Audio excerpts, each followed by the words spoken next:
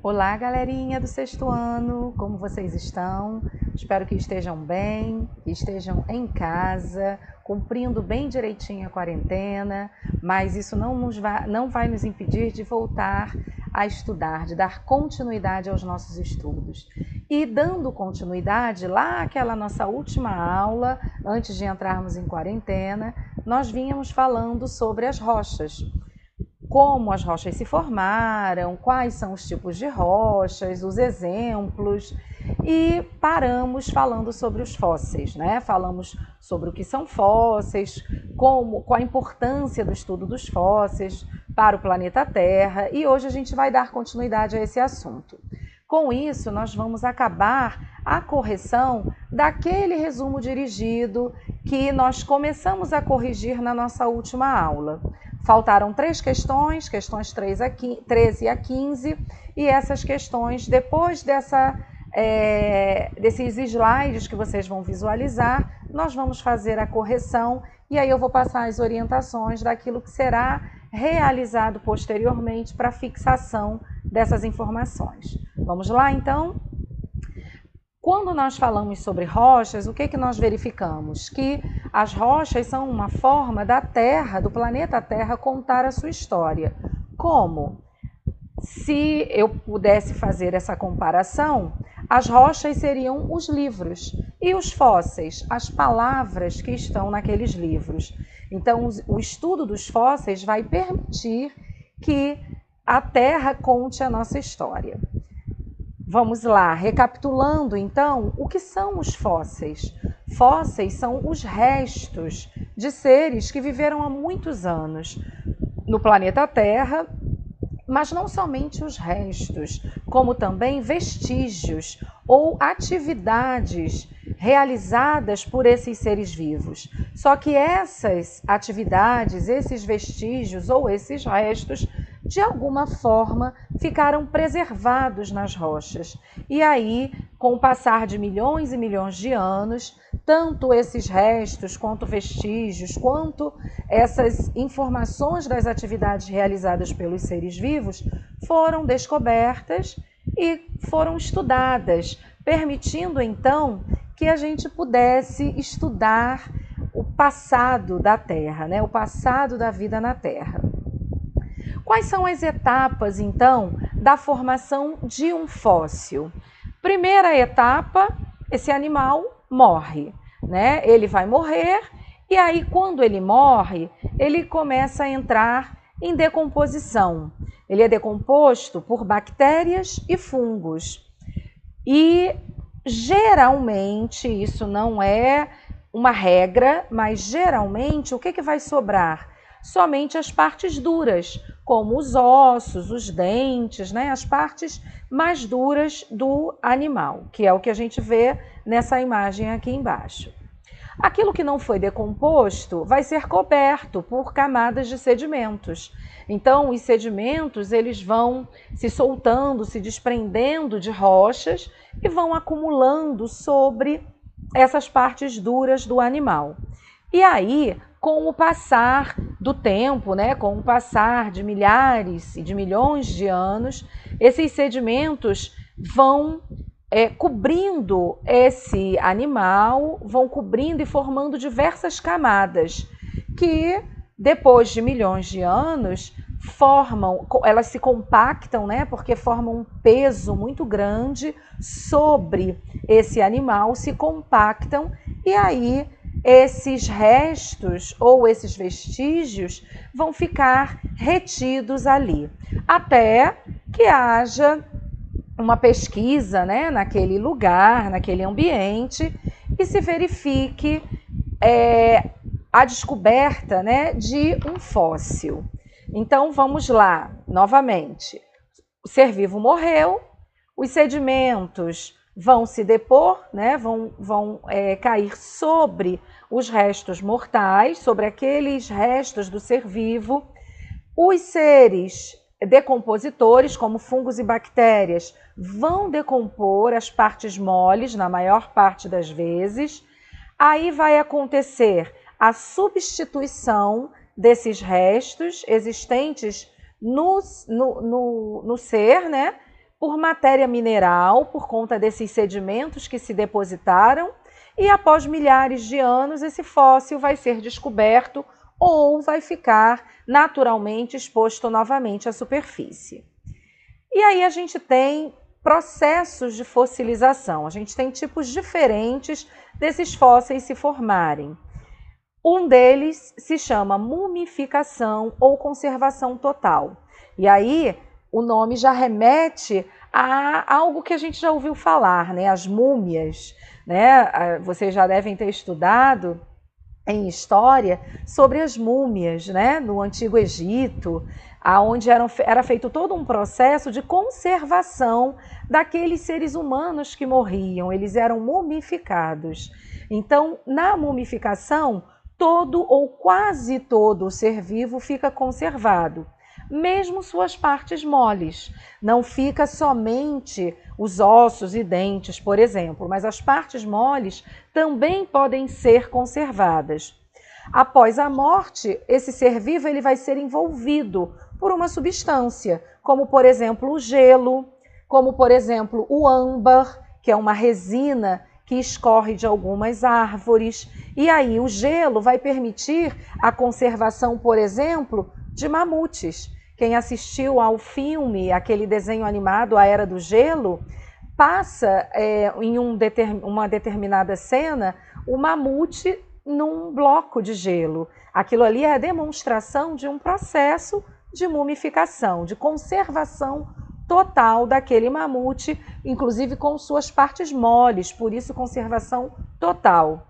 E o âmbar, que é essa resina que escorre de algumas árvores, pode, quando escorrer, passar por cima, por exemplo, de algumas formigas, de alguns insetos, e aí esses insetos ficam conservados no âmbar, e aí podem durar por milhões e milhões de anos. Tá? Aqui vem os exemplos, meninos, as imagens do processo de conservação no âmbar. Essa resina endurece e o inseto ou a parte do vegetal fica ali mumificado. Tá? E quando na conservação no gelo, o exemplo do mamute que eu havia falado.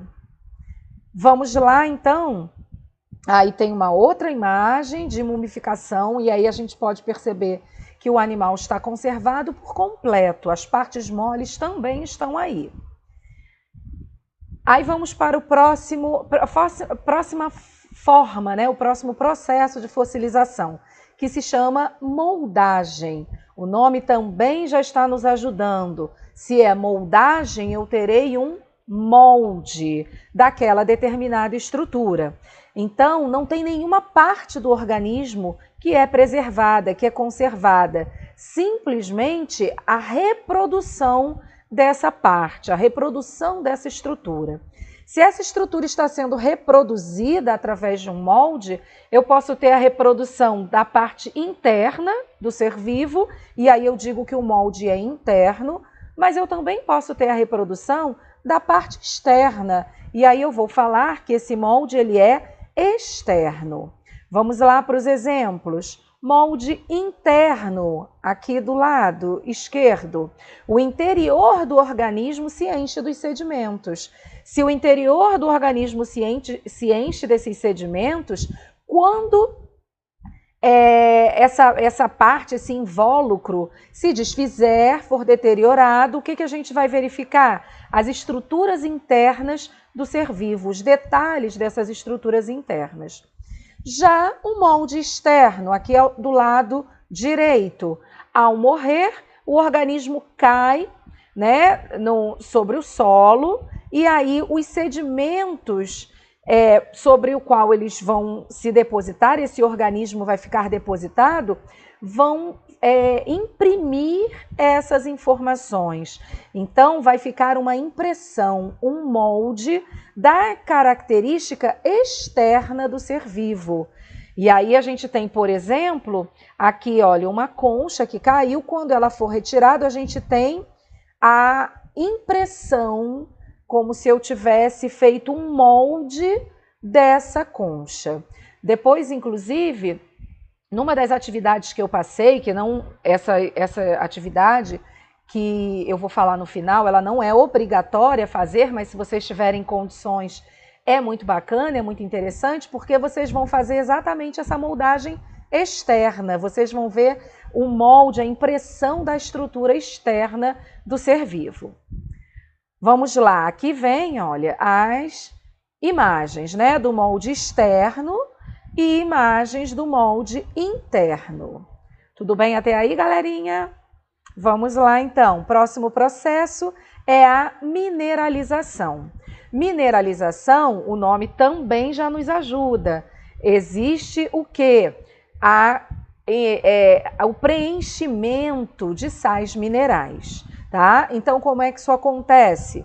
Os sedimentos que envolvem o ser vivo, eles vêm de rochas. E nós já vimos que as rochas são formadas por sais minerais. E aí o que vai acontecer? Esses sedimentos, então, sofrem um peso, né? Uma compressão sobre o ser vivo, porque são muitos sedimentos se depositando. Como são muitos sedimentos se depositando, essa matéria orgânica que forma o ser vivo, ela vai ser substituída. Substituída por quê?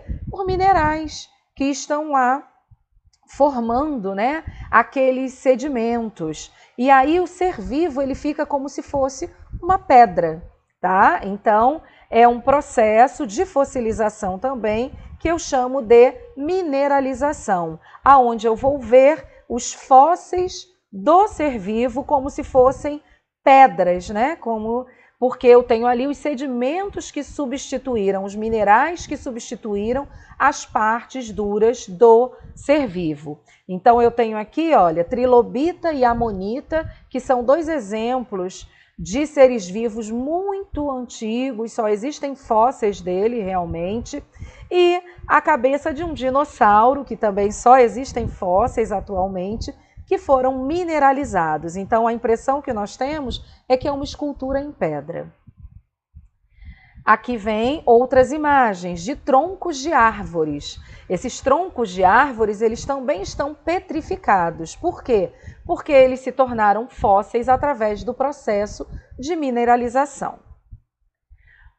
E a gente tem um outro tipo, né, que não é de fossilização, que são a partir das marcas das atividades, porque não somente os seres vivos vão se fossilizar, mas também vão deixar vestígios das atividades que eles fizeram, das atividades que eles tiveram. Como que esses vestígios podem ficar impressos? Eles podem ser, por exemplo, pegadas de dinossauros, fezes que se fossilizaram, o animal defecou, os sedimentos cobriram e essas fezes se fossilizaram, ou ovos fossilizados. Aí a gente tem aqui, então, essas marcas, né? Esses fósseis das atividades que foram realizadas por esses seres quando eles ainda eram vivos. Então, aqui eu tenho, olha, a marca das pegadas de dinossauros que foram fossilizadas. Ovos fossilizados, aqui vem 3 imagens de ovos fossilizados, e fezes fossilizadas também. A gente dá um nome de coprólitos para essas fezes fossilizadas. Aí eu tenho as fezes de um dinossauro herbívoro, as fezes de uma tartaruga. Qual a importância disso? Para que um paleontologista, que é o especialista que vai estudar esses fósseis, vai ficar pesquisando fezes de animais? Porque a partir dessa pesquisa, eles conseguem descobrir do que aquele ser se alimentava. Eles transformam essas fezes fossilizadas em pó e vão estudar a composição, descobrindo assim do que esses seres se alimentavam. Por isso, por exemplo, que se descobriu que as fezes desse dinossauro era de um dinossauro herbívoro, pelo estudo do que essas fezes continham através da estrutura desse pó que eles vão transformar essas fezes fossilizadas. A gente também tem, isso não consta no livro de vocês, mas também existem fósseis que são considerados fósseis vivos. Por que fósseis vivos? Fósseis vivos não porque eles deixaram de existir, mas porque são seres vivos que existem desde milhões de anos e ainda existem. Por isso eles são considerados fósseis. A gente tem que tomar cuidado, porque isso é uma analogia. A gente chama de fósseis vivos, mas é claro que não são fósseis, porque fósseis, a gente já viu a descrição anteriormente, são restos deixados pelos seres vivos, ou o próprio, né, o próprio ser vivo, ou os vestígios que ele deixou. Mas, como existem seres que existem ainda desde muitos milhões de anos, eles são popularmente conhecidos como fósseis vivos.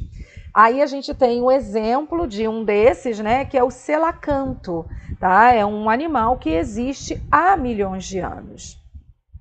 Aqui a gente tem a ginkgo biloba, eu não sei se vocês já ouviram falar, mas é um vegetal que é vendido em farmácias, em cápsulas, porque ela traz benefícios para os seres humanos, mas é considerada um fóssil vivo porque existe desde milhões de anos e não deixou de existir até os dias atuais. Aqui a gente vai ter um outro exemplo de um animal chamado Nautilus. O Nautilus, ele é do mesmo grupo de animais que os polvos e as lulas, e é um animal que, diferente dos polvos e das lulas, existe há milhões de anos também. E qual a importância dos fósseis? Nós já até discutimos, né, sobre isso em sala de aula, mas é importante reforçar. Se nós estudamos os fósseis, nós estamos estudando a evolução da vida no planeta Terra. E a gente consegue também datar as rochas, determinar ambientes antigos. Por exemplo, já foi possível descobrir, através do estudo dos fósseis, locais onde hoje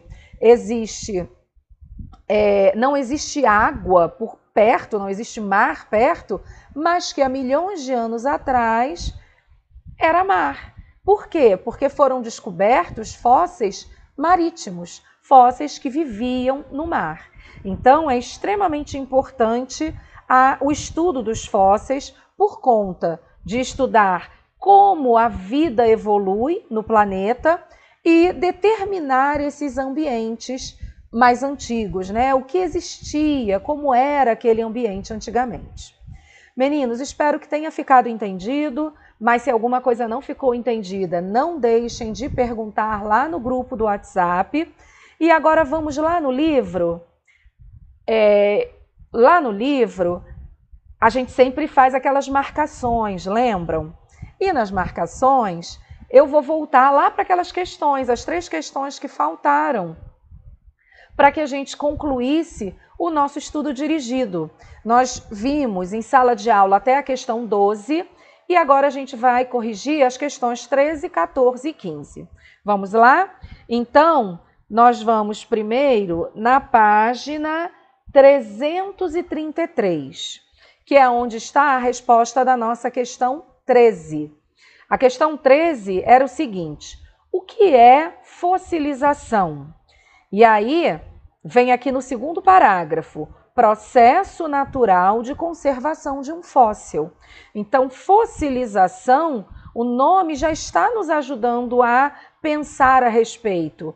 É como um fóssil vai se formar, mas esse processo ele vai acontecer de forma natural, para que esse fóssil seja conservado.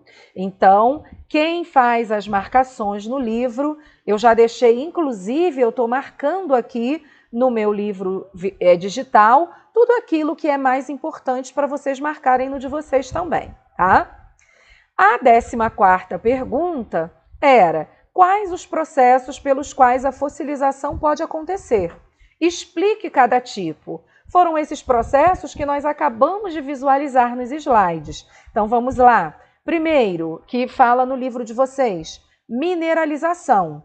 O que é esse processo? Recapitulando, quando as partes duras do ser vivo são perfuradas por minerais e se petrificam. Então, a gente tem, olha lá na imagem, um fóssil de uma samambaia. Esse fóssil é por mineralização? Não. Por quê? Porque aqui é uma moldagem, eu tenho o molde externo da samambaia. Esse aqui embaixo, âmbar com um mosquito, é fossilização? É mineralização? Desculpa. Também não, porque eu tenho a parte total, eu tenho o animal inteiro aí. Aqui embaixo, o mamute, aqui é mineralização, fossilização por mineralização? Também não, porque eu também tenho a conservação das partes inteiras. E aqui no final, pegadas. Aqui é uma fossilização do tipo impressão. Então, aqui a gente não tem nenhum tipo que seja por mineralização, nesses 4 que eu falei. Mas a gente tem aqui em cima, olha, fóssil petrificado do caracol. Aqui é mineralização. Por quê? Porque eu tenho aqui a estrutura do caracol como se fosse uma pedra.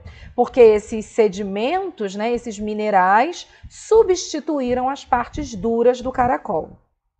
Então, meninos, ao observar as imagens, a gente precisa saber identificar também se o que eu estou vendo é um molde, é um animal inteiro ou se é a substituição das partes, tá?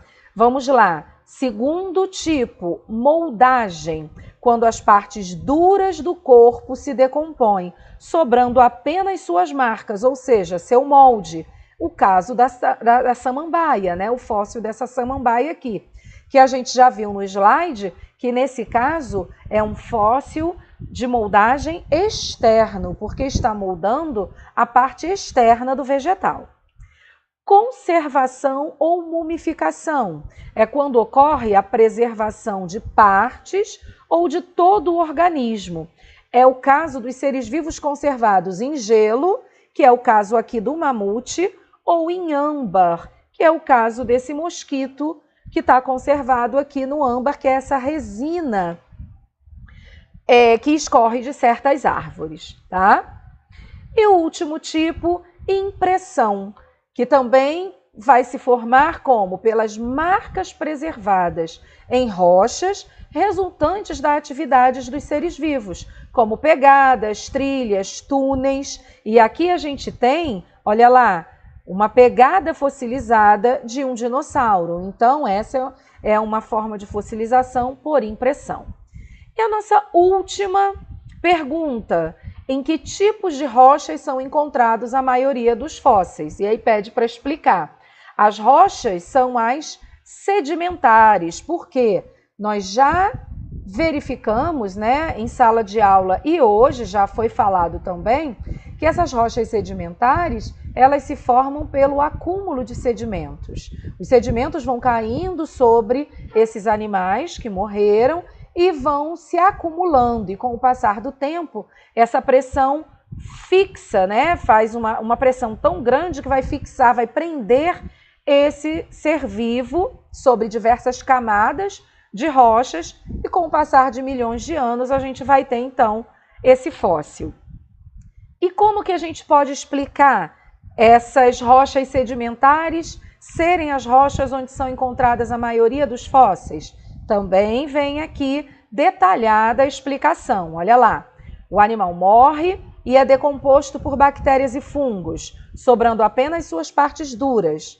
Depois, o que não foi decomposto é coberto por uma camada de sedimentos. Depois, com o tempo, novas camadas de rochas se formam. Então, está aqui mostrando, ó, número 1, o animal morreu. Sobraram, então, as partes duras. Aqui, número 2, começaram a ser cobertas por sedimentos. Número 3, passou o tempo, olha lá, quantas camadas de rochas se formaram sobre os vestígios desse animal, que está aqui embaixo. E aí, no número 4, por meio das escavações, esse fóssil foi descoberto. Gente, a nossa aula termina aqui. Vamos somente às orientações. Vocês têm esse roteiro de aula aí junto da aula, né? E aí, o que vocês vão precisar fazer? Primeiro, vocês vão, depois de organizar o ambiente, de assistir essa aula, vocês vão fazer essa correção que eu passei agora, das questões 13 a 15, que as respostas estão no caderno de vocês. Eu sugeri aqui mais 2 links de vídeos do YouTube falando sobre os fósseis. Um fala como os fósseis se formam e outro é uma animação, né? Uma explicação em stop motion também da formação dos fósseis. Depois que você fizer todo esse estudo, você vai reler a unidade 2 para recapitular aquelas informações anteriores. E aí, depois você vai fazer os exercícios da unidade 2, das páginas 338 a 342. Com bastante calma, vocês têm até a quinta-feira da semana que vem para poder me entregar, porque será o dia da nossa próxima aula. Assim que vocês forem concluindo, Ana Lúcia, eu concluí na terça-feira, eu tenho que esperar até quinta? Não, você já pode colocar lá seu nome, porque eu percebi no WhatsApp que alguns alunos não têm o nome, né, na descrição do telefone do WhatsApp, tem alguns nicknames, então você vai escrever o seu nome, a série, aquele cabeçalho, né, que precisa ser feito, e vai dizer qual é a postagem. Então, Ana Lúcia, seguem os exercícios referentes à aula do dia 1º de abril. E aí você vai colocar as fotos das atividades feitas. Por que isso é importante, meninos? Porque essas atividades, olha lá, elas contam como participação da aula de hoje. Então, se você não fizer essa atividade e não me mostrar pelo WhatsApp, você leva falta. E aí perde pontos de participação. Então, não deixem de fazer essas atividades. E se eu tiver dúvidas, aí você pode ir no WhatsApp, colocar lá o número da questão que você não conseguiu resolver. E até porque é importante essas dúvidas, tanto na aula quanto nos exercícios. Porque a sua dúvida pode ser a dúvida de colegas seus também. E aí eu estou explicando lá no WhatsApp para todos vocês. E por fim, terminou a aula, eu coloquei aqui 2 sugestões de atividades que não serão cobradas. São atividades lúdicas, para nesse tempo de quarentena, se vocês tiverem aí o material em casa, é uma forma de diversão, revendo o conteúdo, né? Pensando no conteúdo. Uma é um vídeo ensinando a fazer um Velociraptor de origami. E o outro, ensinando a fazer fósseis de folhas, tá? Meninos, atenção, essas atividades elas não são obrigatórias, até porque o Velociraptor é mais fácil, usando folha de papel, mas o fóssil de folha precisa ter gesso, barro, então não é para enlouquecer os pais, tem que comprar, tem que fazer, não. Se você tiver um material, se você puder fazer, tiver massinha de modelar, ou tiver barro no quintal de casa, tiver facilidade, aí tudo bem, você pode fazer. Se não, você pode assistir o vídeo para você ver como é que é possível fazer esses fósseis, nesse caso de folhas, a moldagem externa. Meninos, por hoje é só. Espero que vocês fiquem bem, façam a atividade de forma bem tranquila e continuem cumprindo aquilo que há de mais importante atualmente. Fiquem em casa. Abraços!